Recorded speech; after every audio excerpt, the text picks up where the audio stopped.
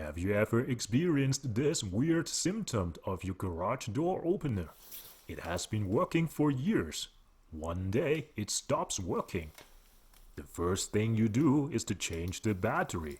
After you replace with a new one, it works randomly. It doesn't solve the problem. The LED lit up, but the door is not opened. Try it again and it worked. Like, what the hell is going on? You think there is something wrong with the unit and try to reset it, reprogram it and resync the opener with the remote. However, the result is still the same.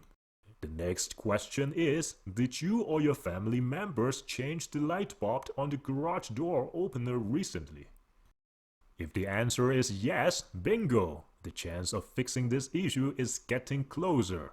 Now, did you use LED light bulb? If you did, that could be the problem. This issue did not exist 20 years ago until LED became popular in the last 10 years. Believe it or not, they emit electromagnetic interference that causes problem for the radio control signal. On the left-hand side is LED and on the right-hand side is CFL light bulbs. I am installing the CFL light bulb. Lessons learned, never use LED on the garage door opener again.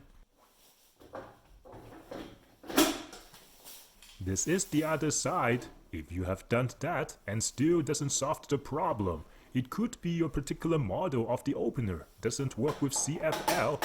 In that case, try using the traditional incandescent light bulbs.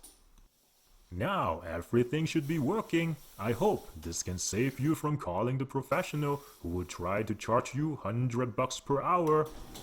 If you believe in DIY or if this solves your problem, please give it a thumbs up. If you love DIY, remember to check out other videos on my channel.